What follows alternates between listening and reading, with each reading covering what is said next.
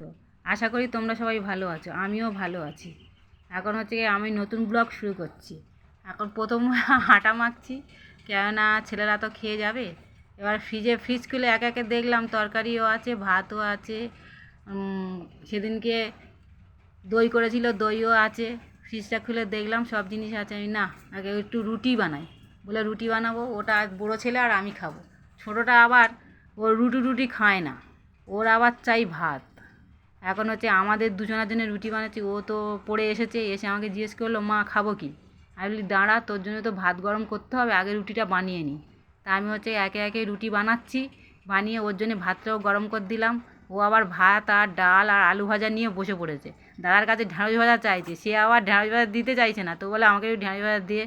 বউটা বলছে আমরা তো মা আর আমি খাবো ঢ্যাঁড়স ভাজা আর রুটি দিয়ে, তুই হচ্ছে শুধু আলু ভাজা আর ডাল দিয়ে খা। ও বলছে না, আমার ঢ্যাঁড়স ভাজা চাই। তা বলে ও অল্প ওকে দিলাম, আমি নিজের থেকে দিলাম। বড়ো ছেলে তো রুটি আর এ নিয়ে বসে পড়লো। আমি বলি তাহলে তোদের সাথে আমিও খেয়ে নিই, কেন আমারও বাকি থাকে, কেন তোদের সাথে টিফিন না করলে পরবর্তীকালে সত্যি আমার একা একা খেতে একদম ভালো লাগে না। ওই জন্য ছেলেদের সাথে বসে পড়লাম, ছেলেদের সাথে গল্প করতে করতেই রুটি খাচ্ছিলাম।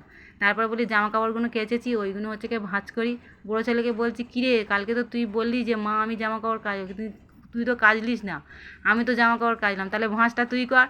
বলে না মা তুমি করে দাও, তুমি ভালো করো, তুমি করে দাও, আমি ভাঁজ করলে ভাঁজ করতে পারি না। বলে জামা কাপড় পাঁজা মেরে ধরে নিয়ে আসছি, বলে দেখি ভাঁজ করবো। বলে ভাঁজ করতে বসেছি। এদিকে ছোটো ছেলে তো রেডি হচ্ছে।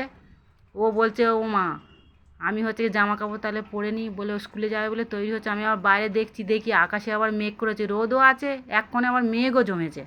আকাশে প্রচণ্ড মেঘ। আমি হ্যাঁ রে, তুই স্কুলে যাবি কী করে, এত মেঘ আকাশে? কিন্তু ও বলছে আমি ঠিক চলে যাব। আবার আমি ঘরে ঢুকে আসলাম, এসে আবার ওকে বলছি হ্যাঁ রে তুই জামা কাপড় পরা রেডি হয়ে? বলে হ্যাঁ। আমার হাতে আবার সেই বাইরের জামা কাপড় ছিল, সেগুলো তুলে নিয়ে চেয়ারে রাখলাম। ঘরে এলাম, এসে দেখছি ওর জামা কাপড় পরা শুরু হয়ে গেছে। আমি আমার জামা কাপড়টা ভাঁজ করে বলে ও মা এই জামাটা আমার হলে ভালো হতো না? আমি বলি হ্যাঁ তো দাদা এটা তো সুতির জামা, তোরটা তো সিনথেটিক, ওই জন্য তো জামাটা গরম লাগে। আর তো দাদা সুতির জামা, তো দাদা তোকে দেবে তাই জামাটা? দেবে না। ও তার বলে না না ওটা আমার লাগে, আমি ওকে দেবো না। বলে সেই জামাটা আমি আবার একে একে নিয়ে বলে দেখি ভাঁজটা করে নিই, বলে জামাটা আবার ভাঁজ করতে শুরু করলাম।